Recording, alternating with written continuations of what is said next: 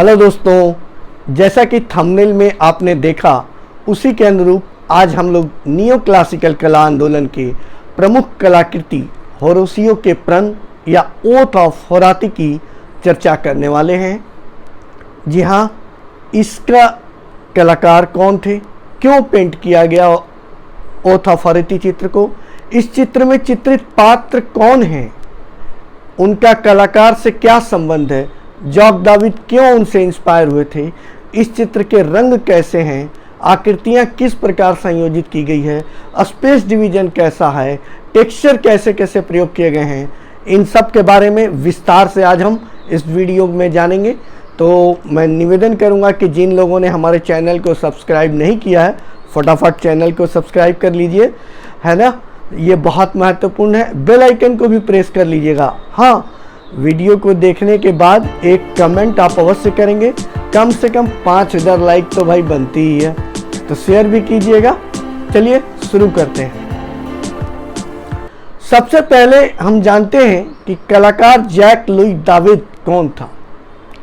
Jacques Louis David, जिनको हम Jacques David के नाम से साधारण तौर पे जानते हैं, एक फ्रांसीसी कलाकार थे। नियो क्लासिकल कला में उनकी गिनती होती है, नियो क्लासिकल आंदोलन के अंतर्गत हम उनको पढ़ते हैं। उनकी जन्म तिथि 30 अगस्त 1748 थी और उनकी मृत्यु 29 दिसंबर 1825 को हुई थी। उनका जन्म स्थान पेरिस फ्रांस में था, लेकिन उन्होंने अंतिम समय तक का पूरा समय बेल्जियम के ब्रसेल्स में बिताया था। उनके कलात्मक प्रशिक्षण में किनका हाथ था, उनको जानिए।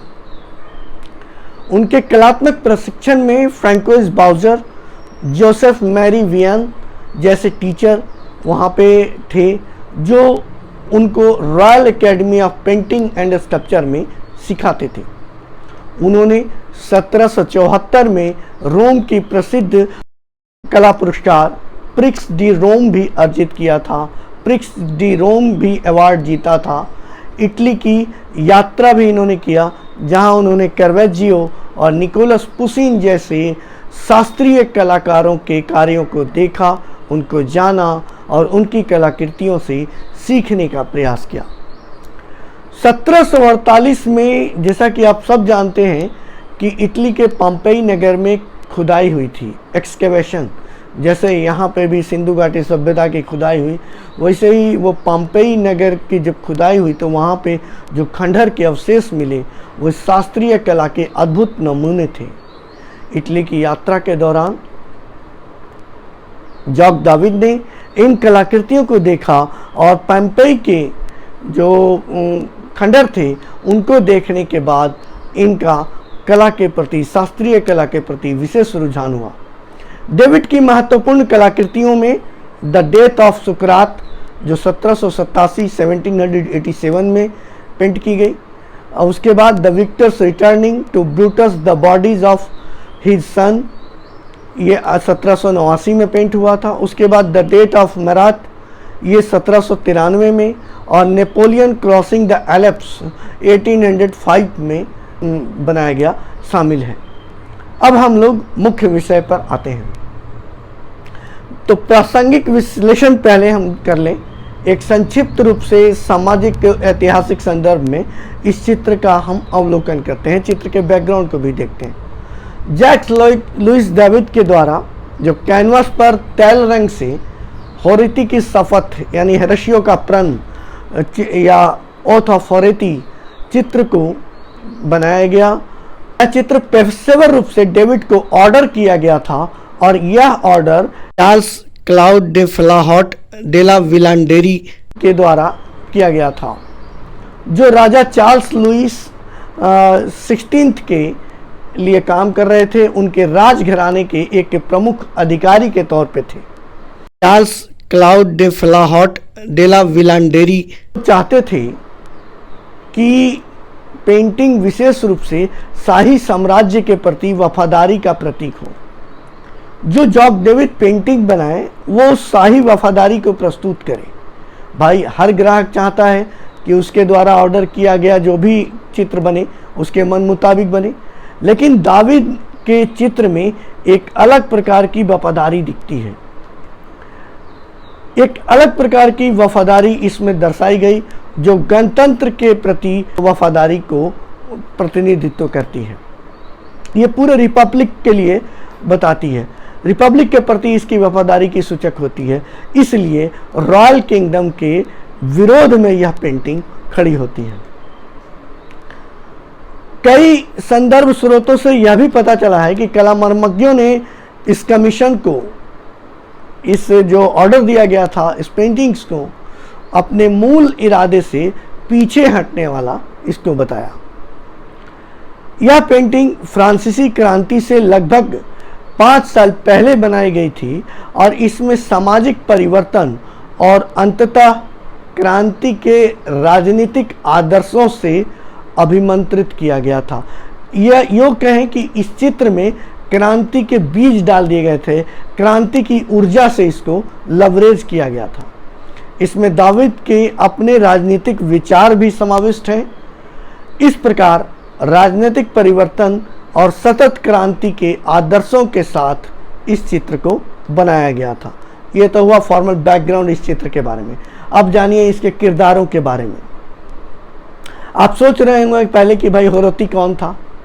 रोम देश के निवासी ट्रिपल ब्रदर्स थे, 3 भाई थे। उनके बारे में रोमन इतिहासकार टाइटस लिवियस ने अपने प्रकाशन एक ग्रंथ लीवी 1 में लिखा था। होराती भाइयों का उद्देश्य कुराइती भाइयों से लड़ना था। यहाँ 2 प्रकार के जीव हैं, एक होराइती प्रजाति के लोग हैं, एक कुराइती प्रजाति के लोग हैं। तो होराती भाइयों का उद्देश्य है कुराइती भाइयों से लड़ना। और कुराइती भाई कहाँ रहते थे? अल्बा लोंगा नामक स्थान पे। हालांकि इसके पीछे एक बहुत लंबी कहानी है, फिर भी इस लंबी कहानी को संक्षिप्त करने के लिए चित्रकार ने एक कैमिला नाम की महिला को भी इस चित्र में चित्रित किया, जिसका संबंध कुराइती भाइयों से था और साथ साथ होराती फैमिली से भी था। कैमिला की कथित तौर पर कुराइती भाइयों में से किसी एक के साथ में सगाई या शादी हो गई थी, जबकि वह होराती जो 3 भाई थे उनके सहोदर बहन थी। समझ में आया? नहीं समझे? अरे भाई सीधे तौर पे, सरल तौर पे जानो कि ये जीजा साले के बीच के झगड़े की कथा है। होराती 3 भाई थे, इनकी एक बहन कैमिला थी, जिसकी सगाई या शादी अल्बा लोंगा के कुराइती भाइयों में से किसी एक के यहाँ हुई थी। और अब मजेदारी की बात ये देखिए कि होराती को कुराइती से लड़ने का उद्देश्य था और होराती में भी कुराइती परिवार की महिला की शादी हो चुकी थी। मतलब होराती भाइयों में से भी किसी एक के यहाँ कुराइतियों की एक कन्या से शादी हुआ था। इसलिए यह होराती की शपथ पेंटिंग या होरेशियो का प्रण पेंटिंग यह भी बताता है कि चित्र में महिलाएं व्यथित क्यों दिखाई देती हैं। भाई अब उसी के अपने घर के लोग आपस में एक दूसरे से झगड़ा करेंगे और लड़ाई करेंगे तो उसके परिणाम को सोच करके महिलाएं तो डरेंगी ना, व्यथित तो होंगी। तो अब तक की जानकारी से मज़ा आ रहा है ना? तो फटाफट लाइक कीजिए, आगे और भी मज़ेदार बातें मैं बताऊंगा। इस चित्र की संरचना का हम जब औपचारिक विश्लेषण करते हैं तो इसके अंतर्गत हमें इस पेंटिंग ऑफ होरेटी के विषय वस्तु और कला तत्वों के और सिद्धांतों पर सबसे पहले नज़र डालेंगे।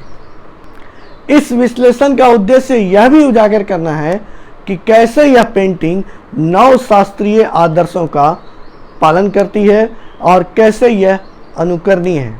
आइए शुरू करते हैं। सबसे पहले हम इसके विषय वस्तु और दृश्य विवरण को जानते हैं। जैक्स लुई दाविद द्वारा होरेशियो का प्रण एक पेंटिंग बनाई गई। किसी रोमन इमारत के मध्य भाग में स्थित एक बड़े ऊंचे प्रांगण पर इंटीरियर भाग में, ऊंचे प्रांगण के इंटीरियर सेट में यह चित्र बनाया गया है, संयोजित किया गया है। देखते हैं कि एक बड़ा सा पैसेज है जिस पे कुछ आकृतियां खड़ी है ना। यह प्रांगण या आलिंद रोमन वास्तुकला का एक हिस्सा है और इसकी विशेषता यह है कि इसमें छत की बजाय रोशनदान बनाए हैं जो लगभग 1 इंडोर आंगन जैसा माहौल बनाता है। चित्र के अग्रभूमि में आकृतियों के 3 समूह हैं। बाईं ओर से 3 होराती भाई शक्तिशाली मुद्रा में एक दूसरे के बगल में खड़े दिखते हैं। उनके पैर फैले हुए हैं और उनके पैर टाइल वाले फर्श पे रखे हुए हैं, मतलब जो फर्श बनी है उस पे टाइल्स लगे हुए हैं। अब प्रत्येक प्रत्येक के एक हाथ अपने सामने सीधा फैलाया हुआ है। प्रत्येक जो आकृति है तीनों भाइयों की, उसने अपना एक हाथ सीधा फैलाया हुआ है और उनके हाथों की हथेलियां फर्श की ओर है। बीच वाले भाई ने अपना दूसरा हाथ अग्रभूमि में अपने निकटतम भाई की कमर के चारों ओर रखा हुआ है। बाद वाले ने अपने बाएं हाथ में उसकी पीठ के पीछे एक लंबा भाला पकड़ रखा है। अग्रभूमि में केंद्रीय चित्र होराती बंधुओं के पिता का है। उन्होंने अपने बाएं हाथ में 3 तलवारें पकड़ रखी है, जबकि उनका दाहिना हाथ खाली दिखाई दे रहा है, लेकिन ऊपर की ओर कुछ उभरी हुई उंगलियां उनकी दिखाई देती हैं। वह भी अपने दाहिने पैर के सामने करके पावरफुल पोज में खड़ा है, लगभग अपने बेटे के पैरों को छू रहा है और उसका पैर उसके पीछे है। उनके शरीर की मुद्रा थोड़ी पीछे की ओर मुड़ी हुई है और उनकी नजरें ऊपर की ओर देखती है ना, जबकि उनके 3 बेटे तलवारों की ओर सलामी की मुद्रा में खड़े हैं। कितना सुंदर वर्णन है, अपने चित्र को देख भी रहे हैं और सुन भी रहे हैं जो मैं बता रहा हूँ, तो बखूबी आपको समझ में आ रहा होगा। दाहिनी ओर 3 महिलाओं और 2 बच्चों का एक समूह बनाया गया है, जो पुरुषों की मुद्रा के विपरीत में बैठे हुए हैं और सभी दुखी दिखाई दे रहे हैं, है ना भाई, दुखी। लगभग एक दूसरे को सांत्वना देते प्रतीत होते हैं, क्योंकि वे निसंदेह जानते हैं कि होराती और क्योराती के बीच क्या होने वाला है। युद्ध की आशंका से ही वो लोग घबरा रहे हैं।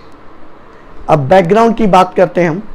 पृष्ठभूमि एक न्यूट्रल स्पेस या तटस्थ स्थान है इस चित्र में, जो अग्रभूमि की तुलना में अधिक गहरा और छायादार दिखाया गया है। इसमें 3 मेहराब जैसी आकृतियां बनी हुई हैं, पिलर भी हैं, जिनमें प्रत्येक मेहराब अग्रभूमि की बनी जो 3 समूह है आकृतियों को, उनको हाईलाइट करता है। मनुष्यों की आकृतियों को हाईलाइट एक्सपोज कर रहा है, क्योंकि वो डार्क में है तो उसके बिहाफ पे आगे की आकृतियां हाईलाइट हो रही हैं। इस चित्र के रंग योजना को हम देखते हैं तो जैक्स लुई दाविद द्वारा चित्रित जो होरासियो का प्रण चित्र है, उसमें रंग योजना बहुत ही नरम करके, थोड़ा फेड करके, शालीन करके, स्मूथ करके प्रयोग किया गया है, जिसमें कुछ हद तक हल्के लाल, नीले और सरसों के रंग जैसा भूरा बेज रंग, नरम किया हुआ सफ़ेद यानी ऑफ वाइट आदि कलर का प्रयोग मिलता है। लेकिन नीले और हरे रंग के गहरे छाया का प्रयोग भी इस चित्र में है। सोने और चांदी के तलवारों तथा हेलमेट के उभारने के लिए देखिए नीले और हरे की शेडिंग का प्रयोग किया गया है। दाविद ने चित्र में प्रकाश और अंधेरे के बीच एक सुंदर अंतर को दिखाया है।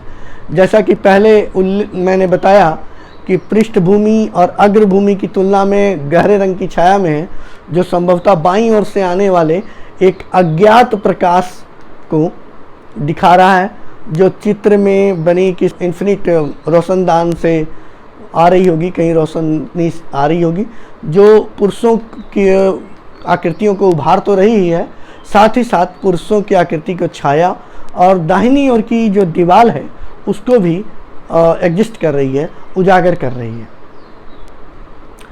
रेखाओं की बात अब करते हैं हम, है ना। रेखा से मतलब होता है कि लाइन, जिसको हम बोलते हैं, ये पर्सपेक्टिव की दृष्टि से विशेष रूप से महत्वपूर्ण है यहाँ चित्र में।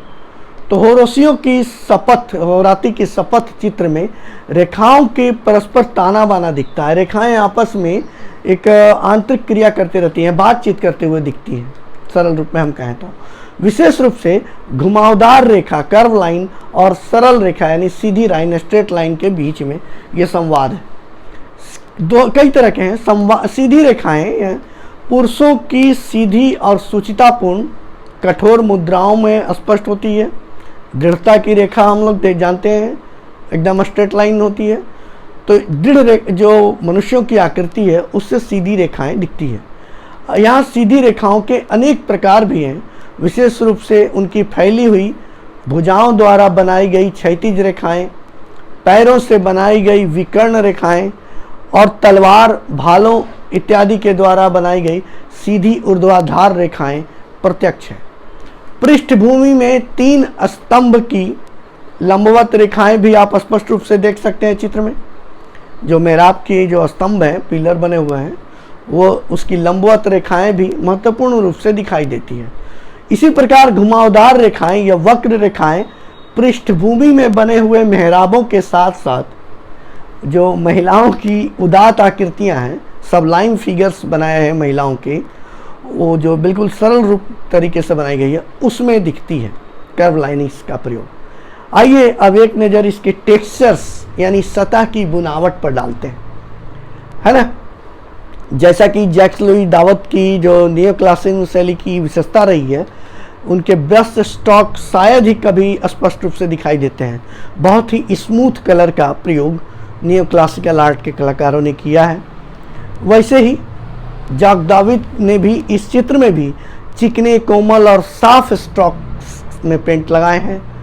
इस चित्र में कुछ जगहों पे बनावट भी दिखता है, विशेष रूप से कपड़ों के विभिन्न नरम सलवटें जो है, फोल्ड्स, जो ड्रेस के फोल्ड्स हैं, उसको दिखाने में ब्रश स्ट्रोक जो लगाए गए हैं, वह वास्तु प्रांगण में जो ईंट की दीवारें बनी हुई है, स्तंभ जो बने हुए हैं और मेहराबों के आकृतियां हैं, या टाइलों वाले फर्श के जो कठोरता है, कठोर दिखने वाले स्ट्रोक्स हैं, उससे इनको अलग बनाती है।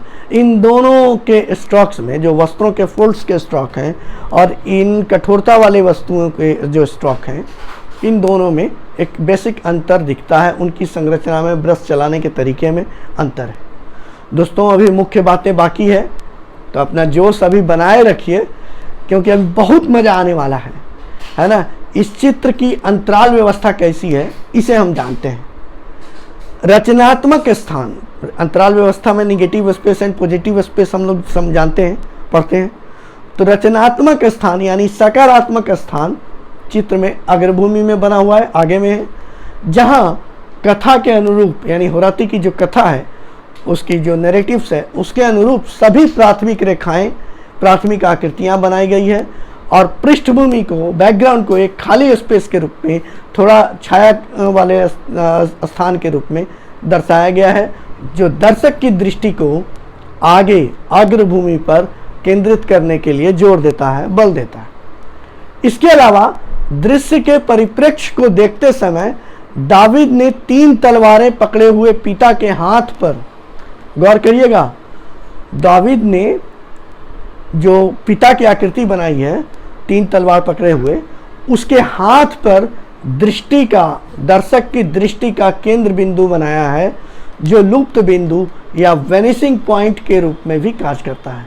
तो इस चित्र का वेनिसिंग पॉइंट कहाँ है, आपको पता चला। 1 नंबर के क्वेश्चन भी इसमें से पूछे जा सकते हैं। जैसे टफ होता जा रहा है रेगुलर एग्जाम, वैसे में इस पर खास तौर से ध्यान देने की ज़रूरत है। और इसके अलावा मुख्य केंद्र बिंदु और कथा पर भी बल देते हुए यह एक दृष्टि रेखा दर्शकों की बनाता है। आकार और रूप की अब बात करते हैं, यानी जो फॉर्म एंड शेप्स की बात करेंगे हम। तो होराती की शपथ चित्र पूरी तरह से नैसर्गिकतावादी, यानी कि जैसा दिखाई देता है यथार्थवत प्राकृतिक रूपों को प्रस्तुत करने वाली एक चित्र है। विशेष रूप से मानवाकृतियों में हम इसको देख सकते हैं। उदाहरण के लिए पुरुष एकदम एथलीट पर्सन की तरह बलशाली और मांसल दिखाई देते हैं। महिलाएं अधिक सुडौल बनाई गई हैं। प्राकृतिक आकृतियों के विरोधी सामंजस्य को हम यहाँ पे इनके इस चित्र में वास्तुकला की ज्यामितीय आकृतियों से देखते हैं। कैसा सामंजस्य है इस चित्र में? विरोधी सामंजस्य बनाया गया, कंट्रास्ट रखा गया है। कैसे? तो ज्योमेट्रिकल जो ड्राइंग्स है आर्किटेक्चर की, उसके साथ में नेचुरल ड्राइंग्स जो है, नेचुरल फॉर्म्स रखे गए हैं, मनुष्यों के रूप में, स्त्रियों के रूप में, कपड़ों के फोल्ड्स के रूप में। इसमें इन दोनों में एक विरोधापूर्ण सामंजस्य रखा गया है। उदाहरण के लिए हम स्तंभ की बेलनाकार आकृति देखें, मेहराब को अर्धगोलाकार वक्र में बनाया गया, सामंजस्य के लिए, ज्योमेट्री हो लेकिन सामंजस्य हो। ओथ ऑफोराती चित्र अपने समय की एक इनडायरेक्ट एडवर्टीजमेंट के रूप में यूज़ की गई पेंटिंग के रूप में दिखाता है। इसको हिंदी में हम कहें तो अप्रत्यक्ष रूप से प्रचार करने वाली पेंटिंग के रूप में इसका वर्णन किया गया है, जो वीरता, वफादारी, देशभक्ति और अंततः विद्रोह जैसे आदर्शों को चित्रित करती है। यह चित्र लगभग एक दृश्य संकेत और फ्रांसीसी क्रांति के अग्रदूत की भूमिका में दिखता है, जिससे फ्रांस के भीतर परिवर्तनों की दिशा में उत्प्रेरणा प्राप्त हुई, उत्प्रेरित करने की प्रेरणा मिली, और इसमें जॉक दाविद भी एक सक्रिय एजेंट के रूप में था। यह रोमन शपथ जो चित्र है कि इसके माध्यम से फ्रांसीसियों के रक्त में राजनीतिक क्रांति और दृढ़ता की कल्पना की गई। दाविद के बनाने के बाद इस चित्र को कथित तौर पर इसे रोम में, फिर 1785 में पेरिस के सैलून में प्रदर्शित किया गया। होरेसियो के प्रण या ओथ ऑफोराती चित्र का विश्लेषण को देखा, समझा, विस्तार से एक एक पॉइंट पे मैंने बताने का प्रयास किया है। इसमें आपने यह भी जाना कि उन्होंने इसे क्यों चित्रित किया, और साथ ही यह भी जाना कि किस प्रकार उनके दृष्टिकोण और शैलीगत विशेषताओं ने इसे नियो क्लासिकल कला का एक महत्वपूर्ण पेंटिंग बना दिया।